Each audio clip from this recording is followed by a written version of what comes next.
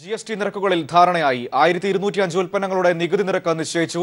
പാൽ, ഭക്ഷ്യധാന്യങ്ങൾ തുടങ്ങിയവ നിരക്കുകളിൽ നിന്ന് ഒഴിവാക്കി. ധനമന്ത്രി അരുൺ ജെയ്റ്റ്ലിയുടെ നേതൃത്വത്തിൽ ചേർന്ന യോഗത്തിലാണ് തീരുമാന. വിവരങ്ങളുമായി സന്തോഷ് ചേരുന്നുണ്ട്. സന്തോഷ്, ഇപ്പോൾ ഈ GSTയിൽ ഏത് തരത്തിലാണ് നികുതി നിരക്കുകളിൽ ധാരണയായിരിക്കുന്നത്? മനു, ജമ്മു കാശ്മീരിലെ ശ്രീനഗറിൽ GST കൗൺസിലിന്റെ നിർണായക യോഗം ഇന്നും തുടരും. സുപ്രധാനമായ തീരുമാനങ്ങളാണ് 2 ദിവസങ്ങളിലായി ശ്രീനഗറിൽ ചേരുന്ന യോഗം കൈക്കൊള്ളുന്നത്. പ്രധാനമായും നികുതി നിരക്കുകൾ, ഉൽപ്പന്നങ്ങളുടെ നികുതി നിരക്കുകൾ സംബന്ധിച്ച് ഏതൊക്കെ ഉൽപ്പന്നങ്ങൾക്ക് എത്ര ശതമാനം നികുതി പരിധിക്ക് ഉള്ളിൽ ഉൾപ്പെടുത്തണം എന്നുള്ള കാര്യമാണ് ഈ യോഗം പരിശോധിക്കുന്നത്. അതിൽ തന്നെ ഭക്ഷ്യധാന്യങ്ങളെയും പാൽ ഉൽപ്പന്നങ്ങളെയും GST പരിധിയിൽ നിന്ന് ഒഴിവാക്കിക്കൊണ്ടുള്ള ഒരു തീരുമാനമാണ് ഇന്നലെ എടുത്തത്. അതോടൊപ്പം തന്നെ ഏതാണ്ട് 81%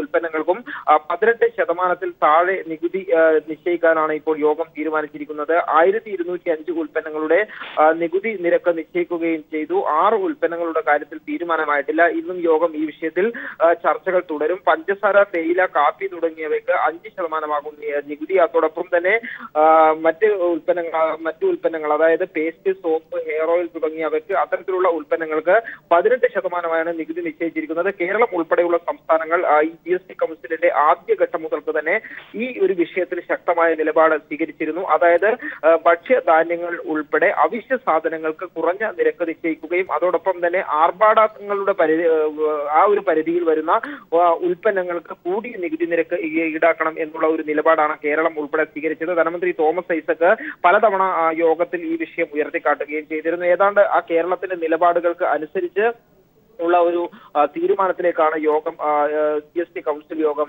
എത്തിച്ചേർന്നിട്ടുള്ളത്. പ്രധാനമായും ഇനി സ്വർണത്തിന്റെ നികുതി നിരക്ക് സംബന്ധിച്ച തീരുമാനമായിട്ടില്ല. ഇത് ഇന്ന് തീരുമാനം ഉണ്ടാകാനുള്ള സാധ്യതയുണ്ട്. അതേസമയം തന്നെ സേവന നികുതിയെ സംബന്ധിച്ചുള്ള തീരുമാനവും ഉണ്ടായിട്ടില്ല. ഈ തീരുമാനവും ഇന്ന് ഉണ്ടാകും എന്നാണ് അറിയാൻ കഴിയുന്നത്.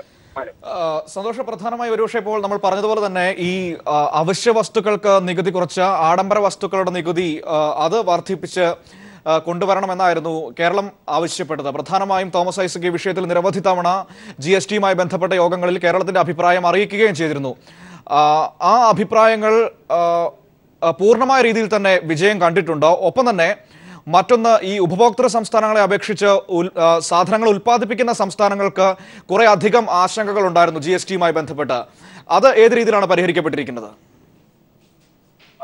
മനു ചോദിച്ച രണ്ടാമത്തെ ചോദ്യം, അതായത് ഉൽപാദക സംസ്ഥാനങ്ങൾക്ക് GST വരുന്നത് കൊണ്ട് നഷ്ടം സംബന്ധിച്ച് GST കൗൺസിൽ യോഗം നിരവധി തവണ ചർച്ച ചെയ്തതാണ്. ഇതിന്റെ നഷ്ടപരിഹാരം നൽകാം എന്നുള്ള ധാരണയിൽ നഷ്ടപരിഹാര നിരക്കുകൾ ഉൾപ്പെടെ നിശ്ചയിച്ച് യോഗം അക്കാര്യത്തിൽ തീരുമാനം എടുത്തതാണ്. നിലവിലിപ്പോൾ ഉൽപ്പന്നങ്ങളുടെ നികുതി നിരക്ക് സംബന്ധിച്ച ചർച്ചകൾ, അതോടൊപ്പം തന്നെ സേവന നികുതി നിരക്ക് സംബന്ധിച്ച ചർച്ച, ഇതാണ് പ്രധാനമായും പുരോഗമിക്കുന്നത്. ഇതിൽ തന്നെ കേരളം ആവശ്യപ്പെട്ടതുപോലെ ഈ അവശ്യ സാധനങ്ങൾ, ഭക്ഷ്യസാധനങ്ങളുടെ നിരക്ക് ഏറ്റവും കുറഞ്ഞ നിരക്കിൽ ഉൾപ്പെടുത്തണം. അതായത് 5% താഴെ 4% ഇത് നിജപ്പെടുത്തണം എന്നുള്ള ഒരു ആവശ്യമായിരുന്നു കേരളം ആദ്യഘട്ടത്തിൽ മുന്നോട്ട് വെച്ചത്. എന്നാൽ 5% നികുതി ഏർപ്പെടുത്താനാണ് GST കൗൺസിൽ യോഗം തീരുമാനിച്ചത്. ഏതായാലും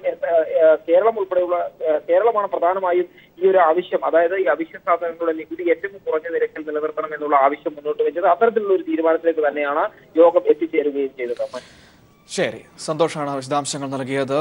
1205 വസ്തുക്കളുടെ കാര്യത്തിൽ നികുതി നിരക്കുകളിൽ ഏകദേശ ധാരണയായിരിക്കുന്നു. ഒപ്പം തന്നെ പാൽ, ഭക്ഷ്യധാന്യങ്ങൾ തുടങ്ങിയവയെ വളരെ കുറഞ്ഞ നികുതി നിരക്കിന്റെ പരിധിയിലേക്ക് കൊണ്ടുവരാനും കഴിഞ്ഞിരിക്കുന്നു. കേരളത്തിന്റെ ആവശ്യങ്ങൾ, അതായത് അവശ്യ സാധനങ്ങൾക്ക് നികുതി കുറച്ച് ആഡംബര വസ്തുക്കൾക്ക് നികുതി കൂട്ടി അത് മാനേജ് ചെയ്യാം എന്ന കേരളത്തിന്റെ ആവശ്യവും പൂർണ്ണമായ രീതിയിൽ തന്നെ അംഗീകരിച്ചിരിക്കുന്നു എന്നാണ് നമുക്ക് മനസ്സിലാക്കാൻ വേണ്ടി കഴിയും.